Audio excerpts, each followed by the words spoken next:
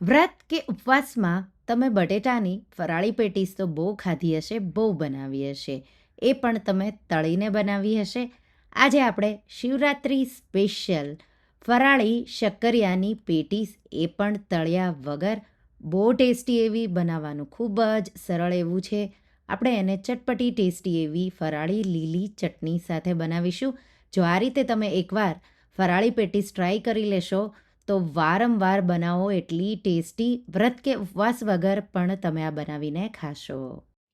Hello friends, તમારું સ્વાગત છે મારા કિચનમાં. આજે આપણે બનાવીશું વ્રત કે ઉપવાસમાં ખાઈ શકાય એવી ઓછા તેલમાં ફરાળી શક્કરિયાની પેટીસ બનાવીશું અને સાથે ચટણી. જો તમને મારી રેસિપીઓ ગમતી હોય અને હજુ સુધી ચેનલને સબસ્ક્રાઈબ ન કર્યું હોય તો સબસ્ક્રાઈબ કરજો અને બાજુમાં આપેલી ઘંટી દબાવજો, એટલે નવી નવી રેસિપીના નોટિફિકેશન આવે. તો સૌથી પહેલાં આપણે શક્કરિયા લઈ લઈશું. અહીંયા મેં 500 ગ્રામ જેટલા શક્કરિયા લીધા છે. તમે 500થી 600 ગ્રામ જેટલા શક્કરિયા લઈ શકો. શક્કરિયાને ધોઈ કાચા જ આપણે એની આ રીતે છાલ ઉતારી લેશું. તો અહીંયા આ રેસીપીથી 12 જેટલી મોટી મોટી પેટીસ બનશે. નાની બનાવશો તો 15થી 18 જેટલી પણ બને. તો ડિપેન્ડ તમે સાઇઝ કેવી રાખો એ પ્રમાણે તમારી પેટીસ બનશે. તો વધુ ઓછી બનાવવી હોય તો શક્કરિયા તમારે એ પ્રમાણે લેવાના. શક્કરિયાની છાલ ઉતારી તમારે એના નાના નાના પીસીસ, કે પછી આ રીતે મેં થોડા મોટા મીડિયમ એવા પીસીસ રાખ્યા છે. આ રીતે આપણે શક્કરિયાના બધા પીસીસ કરી લઈશું.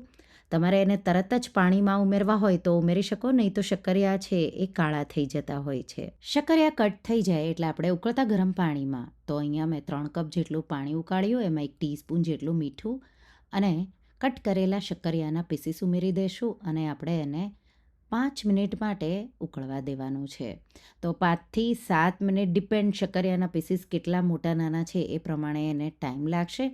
આ રીતે તમે બાફશો 5 મિનિટ જેવું એટલે એનો કલર પણ બદલાઈ જશે અને નાઇફથી તમે આ રીતે ચેક કરો તો એકદમ સોફ્ટ એવા રેડી થઈ ગયા. આપણે એને ચારણીમાં કાઢી અને નિતારી દઈશું અને હલકા ગરમ રહે ત્યાં સુધી એને સાઈડમાં મૂકીશું. ત્યાં સુધીમાં આપણે અડધો કપ જેટલા શિંગદાણા, તો અહીંયા આપણે બધા જરૂર નહીં પડે, જેટલા તમને જરૂર લાગે એટલા શિંગદાણા લેશું અને એને ક્રિસ્પી થાય એ રીતે શેકી લેવાના. એકવાર ક્રિસ્પી થઈ જાય એટલે એને પણ આપણે ઠંડા કરી અને એની છાલ ઉતારી લઈશું. તો આ રીતે મેં રેડી કરી લીધા.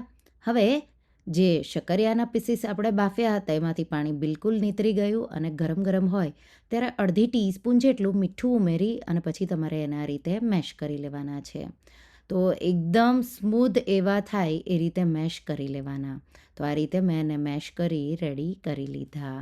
હવે શક્કરિયાના આ મિશ્રણને એકદમ ઠંડુ થવા દઈશું. ત્યાં સુધીમાં મિક્સર જારમાં અહીંયા 1/4 કપથી થોડા ઉપર શિંગદાણા મેં જે શેક્યા એ લીધા અને એને અધકચરા વાટી આ રીતે રેડી કરી લીધા.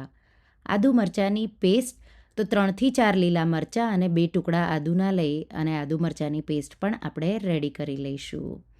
અને હવે ફ્રેશ કોકોનટ, જો એ ન હોય તો સૂકા નાળિયેરનું ખમણ પણ લઈ શકો. અહીંયા આપણે અડધો કપ જેટલું ફ્રેશ નાળિયેરનું ખમણ ઝીણું ઝીણું તમારે આ રીતે એને ગ્રેટ કરી લેવાનું છે. તો આ રીતે તમારે વધારે લેવું હોય તો વધારે પણ લઈ શકો. એમાં આપણે શેકેલા શિંગદાણાનો પાવડર સાથે 2થી 3 ટીસ્પૂન જેટલી ખાંડ, તો ગળપણ ફ્રેશ કોકોનટમાં હોય તો એ રીતે બેલેન્સ કરવાનું.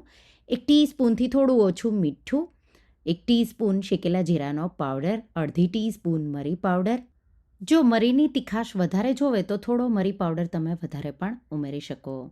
સાથે 3થી 4 ટેબલસ્પૂન જેટલા લીલા ધાણા અને સ્વાદ પ્રમાણે આદુ મરચાંની પેસ્ટ. તો અહીંયા જે સ્ટફિંગ હોય એ વધારે તીખું હોય છે તો તમને અડધોથી 1 ટેબલસ્પૂન જેટલો ઉમેરી દેવાનો. અડધા લીંબુનો રસ નીચોવી દઈશું. તો બધું ગળપણ અને ખટાશ બેલેન્સ થાય એ રીતે મસાલો બનાવવાનો. થોડો ચડિયાતો રાખવાનો એટલે બહુ સારો એવો ટેસ્ટ આવે. મિક્સ કરી દઈશું એકદમ સારી રીતે અને આ રીતે નાના નાના એના બોલ્સ રેડી કરી લઈશું. તો તમને સ્ટફિંગમાં બહુ સરળતા પડશે. સ્ટફિંગ આપણું તૈયાર છે. હવે શક્કરિયા જે બાફ્યા હતા એ ઠંડા થઈ ગયા. હલકા રીતે મસળી મિક્સ કરી દઈશું. એમાં 1 ટીસ્પૂન જેટલી આદુ મરચાંની પેસ્ટ અને થોડા લીલા ધાણા ઉમેરીશું. સાથે 2 ટેબલસ્પૂન જેટલો મેં અહીંયા તપકીરનો લોટ, તો ફરાળી જે ઉપવાસમાં વપરાય ફાઇન પાવડર એ મેં લીધો છે. એનો હોય તો તમે સામો કે જે મોરૈયો આપણે કહીએ એનો પણ એકદમ સ્મૂથ પાવડર કરી 1 ટેબલસ્પૂન જેટલો ઉમેરી શકો. મિક્સ કરીશું અને એકદમ સરખું એવું બાઇન્ડિંગ આવી ગયું. હવે આમાંથી પણ આપણે એકસરખા આવા બોલ્સ રેડી કરી લઈશું અને પેટીસનો શેપ આપીશું. તો એક તમારે શક્કરિયાના મિશ્રણવાળો બોલ્સ લઈ લેવાનો, એને તમારે આંગળીઓના મદદથી આ રીતે ફેલાવી દેવાનો. આ રીતે તમે જેટલો પાતળો કરી શકો એટલો પાતળો કરી ફેલાવી દેવાનો અને પછી એમાં જે સ્ટફિંગ છે એનો ગોળો મૂકી દેવાનો. તો નાના મોટા જેવી તમે પેટીસ બનાવો એ રીતે તમારે બેયનું એ રીતે બેલેન્સ કરવાનું, કેટલી સાઇઝ લેવાની અને પછી એકદમ સ્મૂધ એવું તો બધી સાઈડથી પ્રોપર કવર કરી અને પછી તમારે આ રીતે સ્ટફ કરી અને જ્યારે તમે એને પેક કરો ત્યારે થોડું આ રીતે એકદમ સરળતાથી પેક થઈ જાય એ રીતે અને પછી તમારે એને એકદમ સ્મૂધ એવો કરી લેવાનો. અહીંયા ખાસ ધ્યાન રાખવાનું, શક્કરિયા તમારા પ્રોપર બફાવા જોઈએ. પ્રોપર જો શક્કરિયા બાફેલા હશે તો સ્ટફિંગમાં અને પછી આ રીતે તમારે ભરવામાં બહુ ઇઝી એવું પડશે.